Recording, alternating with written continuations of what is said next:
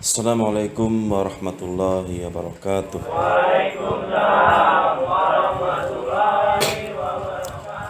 Saya membuat video ini sebenarnya hanya sebuah konten, tapi saya harapkan ada banyak hikmah, pelajaran, dan hal-hal yang baik dan kebenaran yang terkandung di dalamnya.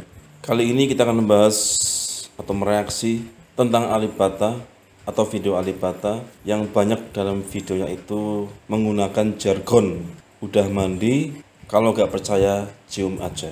Iya kan, itu yang selalu ada di topinya. Nah, jargon ini yang sangat komersil ya, memang ciri khas dari Alibata. Akan kita bahas menurut sudut pandang dari beberapa hal. Yang pertama, dari orang suci, orang yang benar-benar suci dan bersih hatinya. Yang kedua, dari orang yang sok suci. Yang ketiga, dari Victor, orang yang mempunyai pikiran kotor selalu. Yang keempat, dari orang yang bertipe bunglon atau plan atau orang yang ikut mayoritas. Intinya dia itu mencari aman gitu ya. Plan dia itu. Yang kelima adalah dari orang yang berpikiran positif, mengambil sesuatu hal yang baik. Intinya dia itu selalu mengambil sesuatu pelajaran dan diambil yang baik-baik saja. Oke ya, yang pertama itu dari orang yang suci, orang yang benar-benar suci dan bersih hatinya. Dan itu bukan termasuk saya. Orang ini ketika melihat ada jargon seperti ini, dia langsung akan mengatakan itu tidak baik. Atau mungkin dalam porsi tertentu dia akan mengatakan tidak, kata-kata seperti itu adalah haram hukumnya, tidak baik intinya. Dan dia mengatakan seperti itu memang murni dari hatinya gitu ya, memang murni dari sanubarinya, dari nalurinya, dari relung hati yang paling dalam, agar orang-orang tidak terinfluence atau terpengaruh dengan jargon itu, dan agar tidak menjadi sesuatu yang benar atau membenarkan hal tersebut ya. Jadi bagi orang yang benar-benar suci hatinya, suci murni hatinya, itu hal itu adalah tidak baik, jargon tersebut. Oke, saya setuju. Yang kedua adalah orang yang sok suci.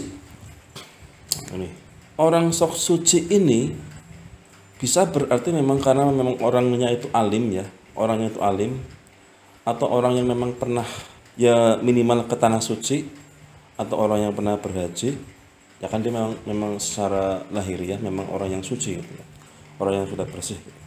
Di hatinya mungkin melihat jargon seperti itu biasa aja gitu ya, udah lewat lah, itu urusan dia gitu.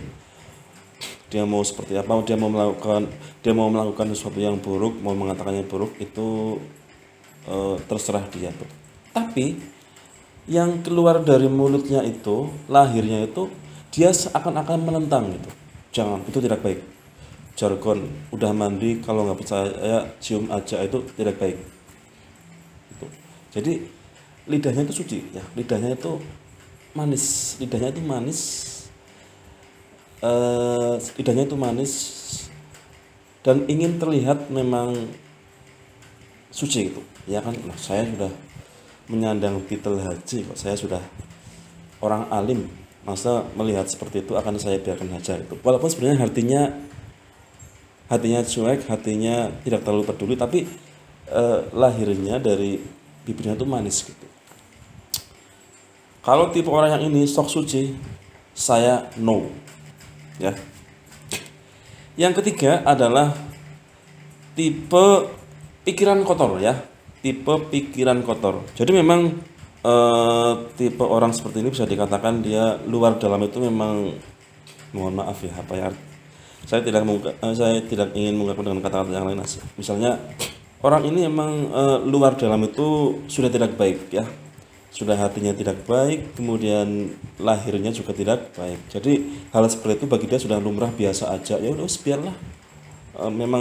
Memang seperti itu gitu. Pikirannya tuh ngeres gitu ya, memang ke hal-hal negatif gitu. Hal-hal negatif itu banyak ya. Jadi dia kasarannya itu merelakan, mengiyakan seperti itu. Tapi dalam hal negatif itu ya. Itu tipe yang ketiga. Saya no. Kemudian tipe yang keempat adalah tipe bunglon, tipe orang pelin-pelan, atau tipe orang mayoritas. Seperti peribahasa, ada gula ada semut gitu ya. Pokoknya di situ ada yang rame dia ikut gitulah. Abangan, abangan. Tipe abangan. Tipe abangan, ya, tipe abangan. Jadi bunglon dia itu, atau lebih tepatnya tuh dia tuh mencari aman gitu ya, mencari aman. Kalau ada orang berpengaruh dia bilang A, dia akan bilang A gitu. Kalau ada orang B yang punya pengaruh dia bilang B, dia akan bilang B itu. Jadi intinya gini, kalau melihat jargon seperti ini, udah mandi kalau nggak percaya cium aja. Kalau banyak orang mengatakan itu tidak baik, dia ikut tidak mengatakan tidak baik. Tapi kalau ada banyak orang mengatakan itu baik, dia akan mengatakan tidak baik. Gitu ya. Kalau ada orang yang mengatakan baik, dia ikut baik. Kalau ada orang mengatakan tidak baik, dia ikut tidak baik. Jadi dia itu tidak punya prinsip kasarannya, tidak punya prinsip gitu. Bukan idealis ya. Punya prinsip dengan idealis itu beda, Mas Bro. Beda. Nah, tapi tidak akan kita bahas. Jadi dia itu abangan, istilahnya bunglon. Kalau ada warna merah, dia ikut merah. Kalau ada warna putih, dia ikut putih gitu. Jadi orang seperti ini sangat berbahaya. Sangat berbahaya kenapa? Karena dia akan lebih condong ke provokatif gitu ya. Lebih akan condong ke orang yang sangat provokatif. Itu ya. Saya no. Kemudian yang berikutnya, yang kelima ya. Yang kelima adalah tipe orang yang bijaksana. Tipe orang yang bijaksana atau menerima sesuatu untuk diambil baiknya saja, atau memandang sesuatu dari sesuatu hal yang baik. Yang baik kita ambil, yang jelek kita buang. Jadi orang yang tipe seperti ini dia akan memandang jargon udah mandi kalau nggak percaya cium aja itu tergantung konteksnya, Mas Bro. Tergantung konteksnya ya. Seperti pisau lah.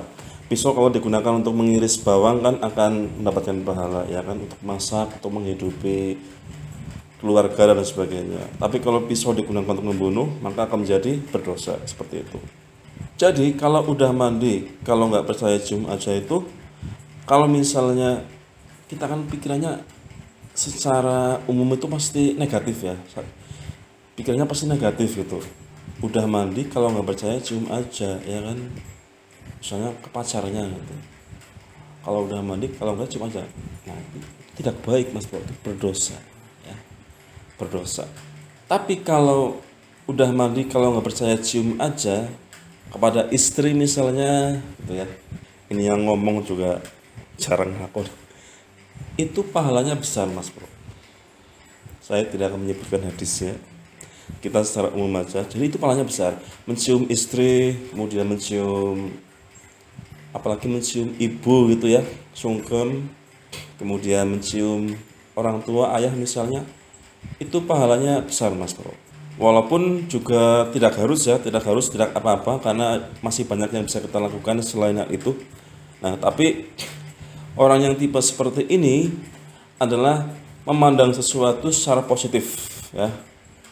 Jadi tidak mengeksekusi secara langsung, tidak memvonis secara langsung. Jadi di pikirannya walaupun awalnya itu tidak baik, yes, 70% itu secara sugesti tidak baik, tapi kemudian dia akan mengolahnya gitu. Nah, jadi seperti itu, Mas Bro. Itulah beberapa tipe-tipe menurut saya tentang jargon alibata udah mandi kalau nggak percaya cium aja. Bisa berdosa, bisa berpahala, tergantung dari konteksnya. Dan sedikit saya komentar ya bahwa jargon ini sebenarnya memang, kalau saya sih tadi kalau yang nomor 5 saya yes ya. Kalau saya sih sebenarnya sah-sah saja ya.